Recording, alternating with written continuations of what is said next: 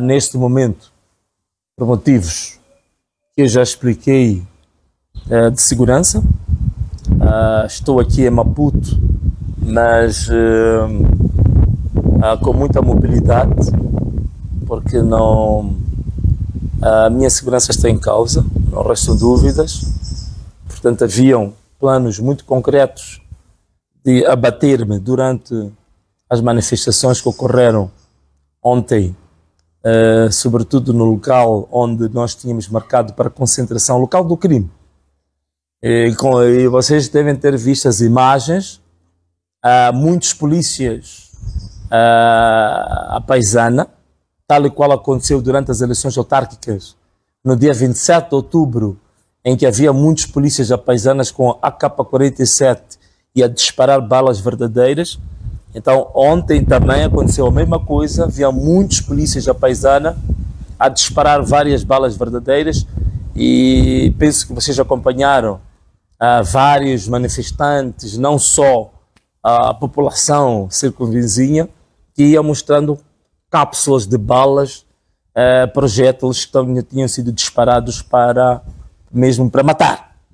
Então, tive uma situação, vocês penso que devem estar recordados, no dia da manifestação, muita gente talvez não saiba disso, um dia antes eu vinha da cidade da Beira, no aeroporto de Maputo, eu fui recebido com 2 blindados e 3 Mahindras que me escoltaram do aeroporto até a casa.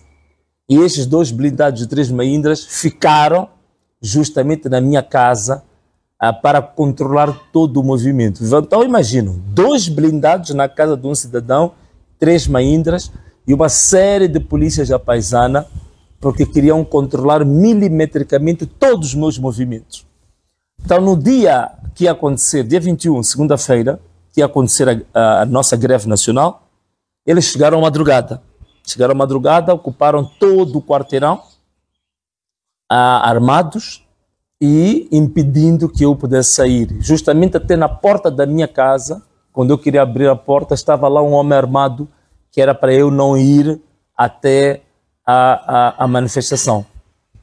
Naturalmente que eles não conhecem todos os meandros do local onde eu vivo, e também eu já previa que isso pudesse acontecer, e eu consegui sair sem que se apercebessem. Ficaram lá horas e horas pensando que eu estava dentro de casa, só se surpreenderam quando viram que eu já estava fazendo uma live justamente na praça do OMM a dar entrevista aos jornalistas. Então, a minha cabeça está a prémio, portanto não restam dúvidas, mas meus irmãos, eu não posso dizer que não esteja arrependido, não. Com medo, também não. Desanimado, também não. Desmobilizado, também não. Estou firme para continuar com essa luta, porque eu sei que essa luta tem consequências. Aliás, quando chegou a altura de libertar Moçambique, na altura, né, o próprio movimento, que era este movimento nosso, de todos os moçambicanos, para a libertação, a autoproclamação, a independência de Moçambique, muitos dos nossos pais, muitos dos nossos mais velhos, tiveram que andar em fuga em Lourenço Marques, né, onde estou, né, Lourenço Marques, Maputo.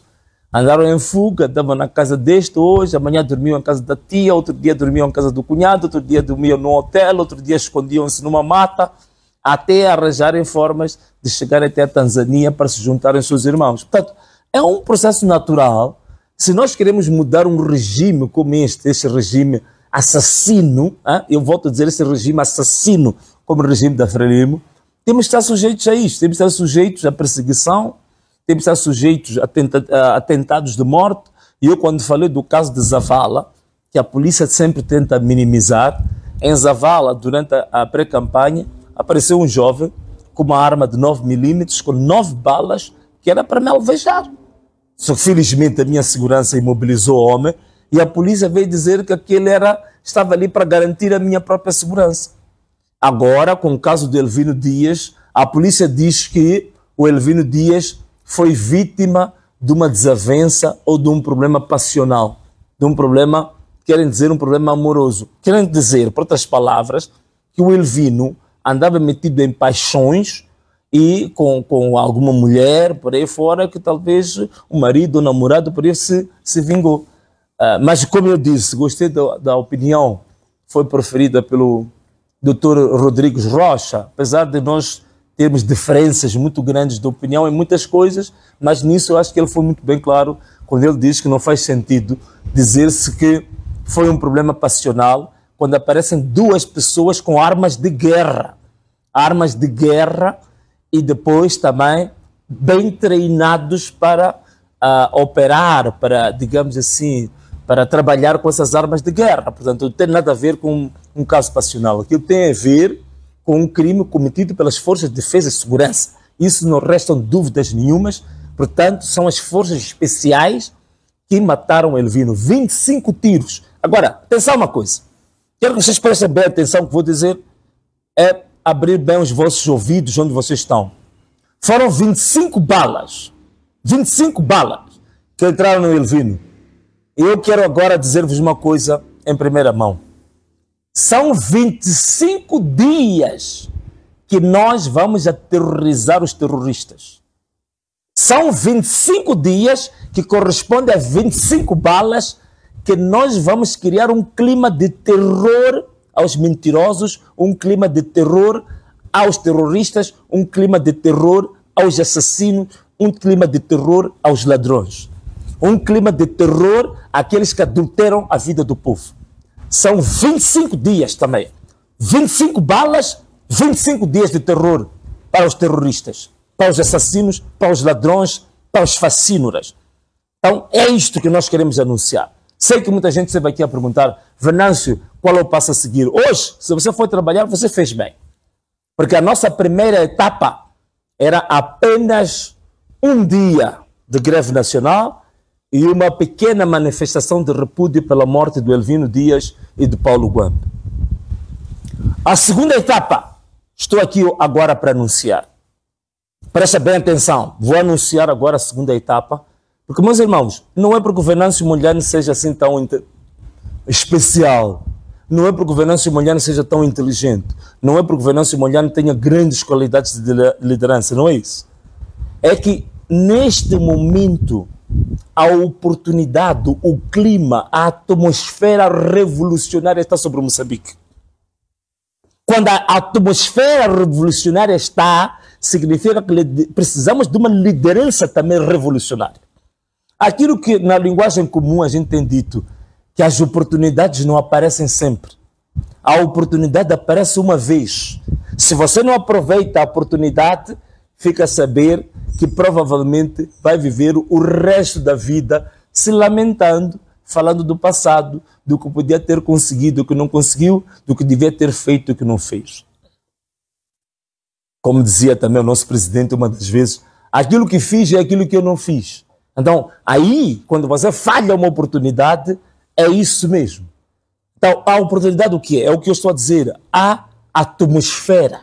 Neste momento, Moçambique está coberto por uma atmosfera, que é uma atmosfera favorável para a revolução, uma atmosfera favorável para a reforma do Estado, uma atmosfera favorável para a remoção do regime. O regime está degradado, chegou ao fim, depreciou. Agora, o que é necessário fazer? É preciso dar o impulso para que esta muralha caia de uma vez. É como quando nós estamos a cortar uma árvore. Nós podemos cortar a árvore, depois ficam uns pequenos milímetros, em que é preciso fazer o quê? Empurrar a árvore para que ela caia. Então, este regime é como uma árvore cortada, já foi cortado tudo. O que é importante agora, o que nos falta fazer, é empurrar a árvore para ela cair.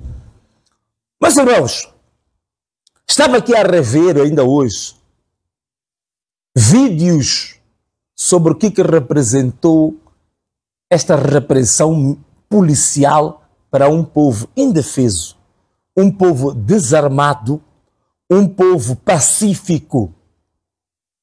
O helicóptero, que nós não sabíamos que a polícia tinha helicóptero, passou a vida a disparar uma espécie de pequenas botijas de gás lacrimogéneo para a população de Machaquén e arredores. Também não foi só Machaquén, foram arredores. Dizem que também em Mavalane caíram algumas botijas de gás lacrimogéneo.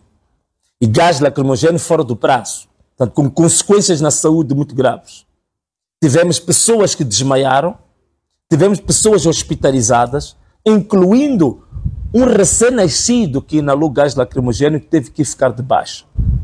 É isto que a polícia da República de Moçambique está a fazer. Num momento em que as pessoas deviam manifestar, usufruir, tirar proveito dos seus direitos fundamentais, a polícia esteve a carregar com balas verdadeiras, com gás lacrimogéneo, com detenções. Vejo uma imagem de um jovem que está na sua zona andando, está a passar o blindado, dá um tiro e o jovem é atingido na cabeça e cai. Toda a gente viu essa imagem. Jornalistas dos vários órgãos de comunicação social de Moçambique feridos pela própria polícia. Jornalistas internacionais foram atingidos. Eu, a dar a entrevista, fui atingido com uma bala daquelas. E aquilo é doloroso. Está lá escrito que não se pode disparar diretamente para as pessoas porque pode causar danos muito graves. Está lá escrito e eles disparam aquelas balas para as pessoas. Vemos jovens do Cernic, do CIS, do DIO, do Grupo de Operações Especiais, com armas, a disparar como se aquilo fosse um brinquedo, a brincar com o povo.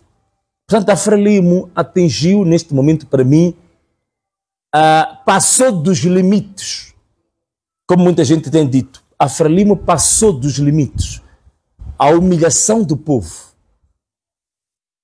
violação de direitos humanos do povo, a tirania tem o mais alto nível, roubo de votos ao próprio povo, acrescentando a isto a chantagem que é feita aos empresários, aos raptos, os sequestros, tudo isto junto forma um pacote que quer dizer que o regime da Frelimo declarou guerra ao povo moçambicano. O regime da Frelimo declarou guerra ao seu próprio povo. O regime da Frelimo virou o inimigo público número 1 do povo moçambicano. O regime da Frelimo declarou-se assassino do seu próprio povo. Então, meus irmãos, por tudo quanto já foi feito, tudo quanto já foi dito, está mais do que claro que é preciso fazer alguma coisa para nós não estarmos sujeitos a mais 5 anos, 10 anos deste regime de escravidão total. Nós temos possibilidades de termos uma nação muito maior do que, muito melhor do que essa que nós temos.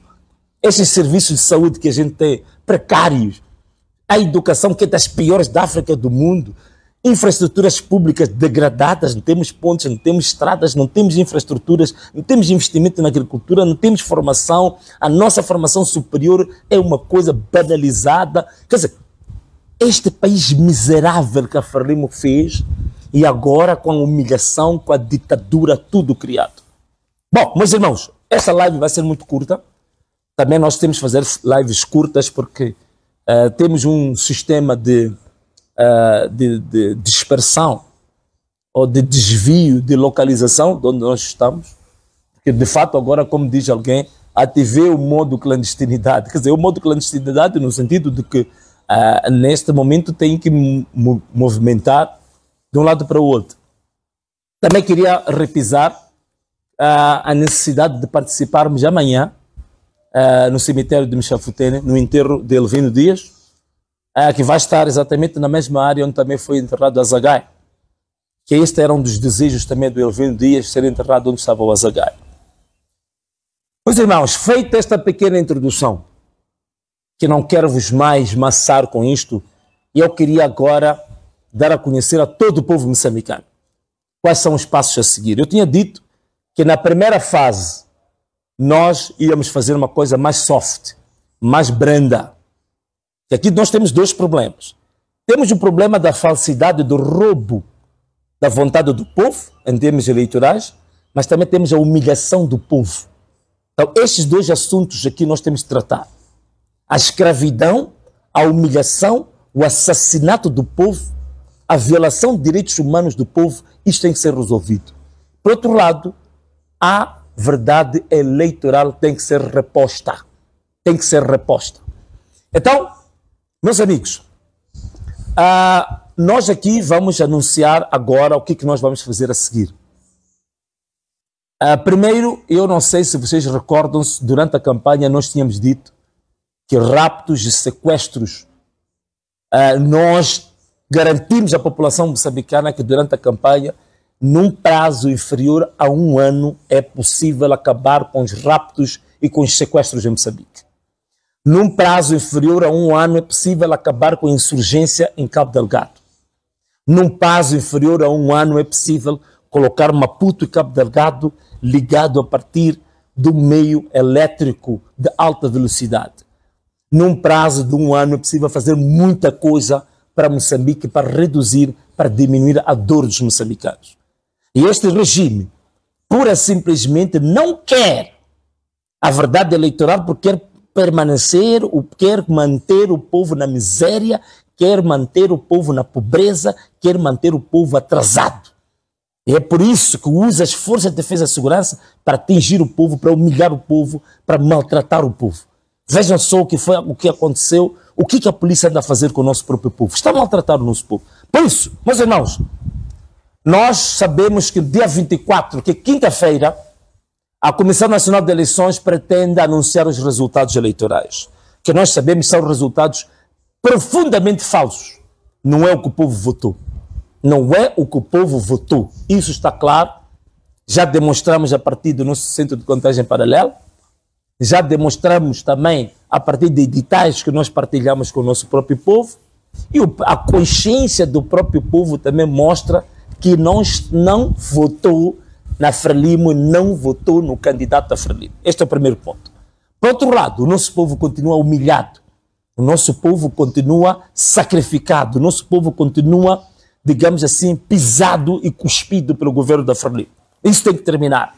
Por isso agora, meus irmãos, estamos a decretar, de fato, a abertura das portas da revolução em Moçambique.